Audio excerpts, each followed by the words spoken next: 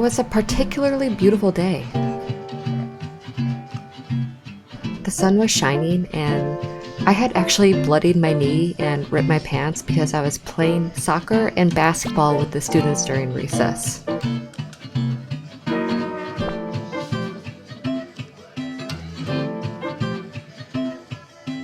Then we got the email.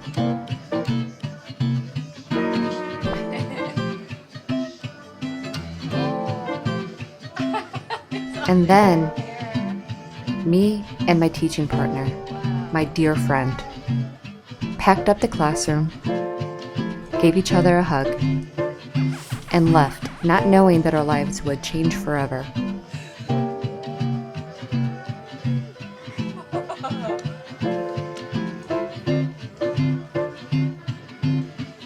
Oh my gosh, careful again.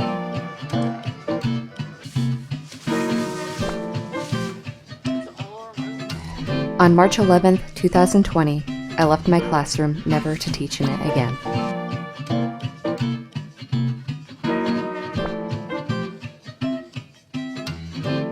So, one day, the haze of stress clouding my thinking cleared when I remembered that 10 years ago, I would have never imagined that I would be working in education. After I graduated, I had a rather long laundry list of jobs in the arts that truly fulfilled me.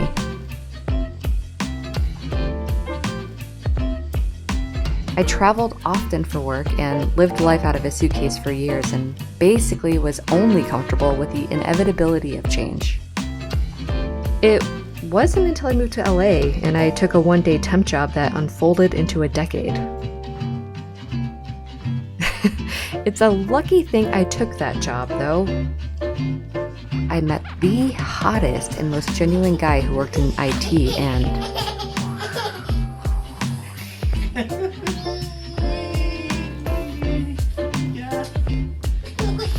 when my family leave began, Martin built me a supercomputer from the ground up and said, "You thrive in these situations, so get to work." He was right.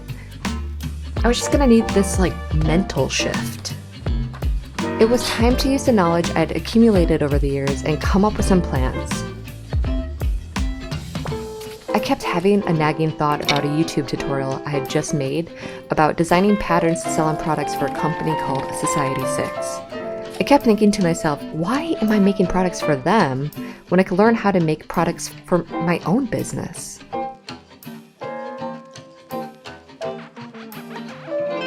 So, I worked every day, every night, every nap, and when I should have been sleeping, I took classes online until my eyes. I began to build a company for people I understood. Artists. Brick by brick, metaphorically speaking, I built a small online business called The Blending Stump. A business that allows me to make art on a new medium. Clothing. I decided to start small. I devoted myself to only one product, knowing that growth happens through trial and... I don't think this oil works very well with it, huh? Well, maybe it does. I don't know. Are we supposed to blend it or something? Yeah, you do it. Mm-hmm. It's kind of cool, actually. Yet, while I was building this new and exciting thing,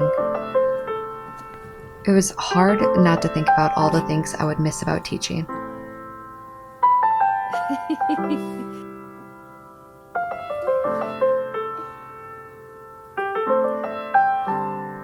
But then,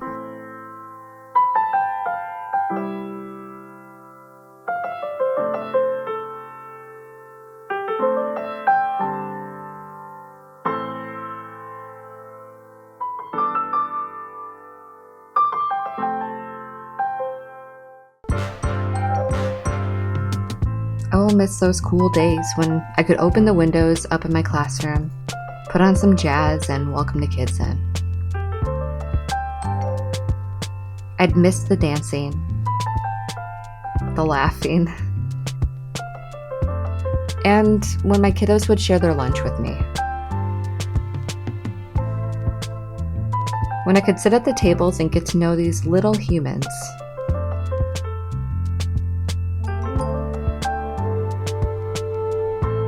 But then after they would leave the classroom, I would get on my phone to see my baby sleeping miles away.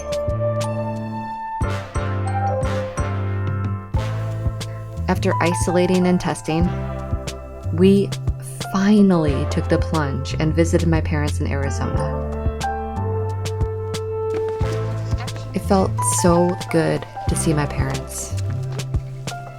Even though the house was new to me, it had all the makings of my childhood homes. It had them.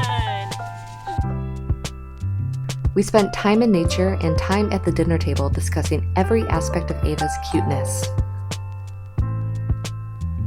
We also spent time talking about the new business I had just launched and had kept secret for months. It was exciting to share the intricacies of my new business with my parents, since my mom is an artist and my dad is an entrepreneur. Me being of both my parents, like the weaving of a thread pulling two cuts of cloth together to form one. I couldn't help but feel grateful about what the recent change of events would mean for my little family, for my little girl. We returned from our trip refreshed, and we breathed new life and light into our house.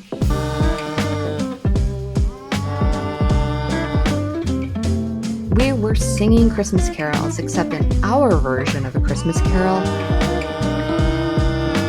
we were three little birds singing outside the doorstep of a different Marley.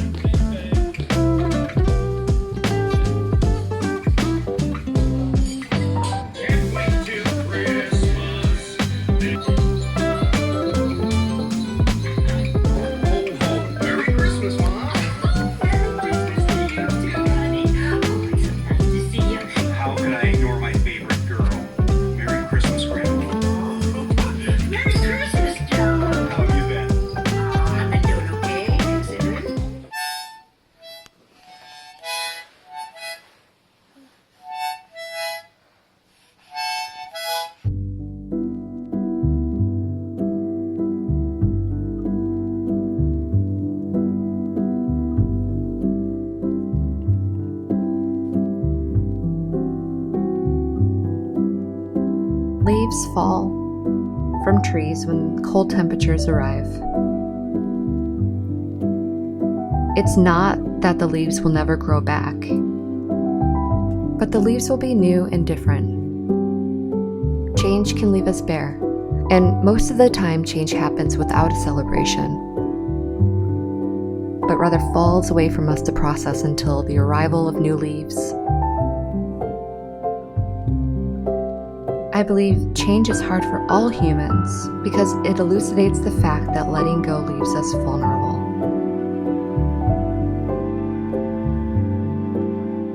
Yet, change can also remind us to hold on to every precious moment. It can remind us that good and bad moments in life are fluid. But we can choose to give our attention to the good moments and let the bad fall away. I usually take big changes out on my hair. When life seems off kilter,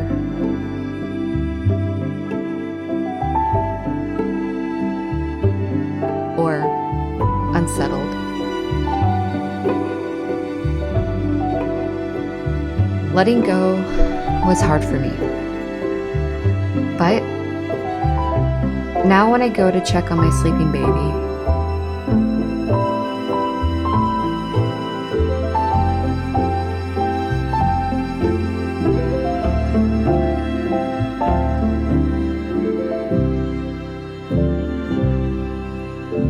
I'm right where I want to be.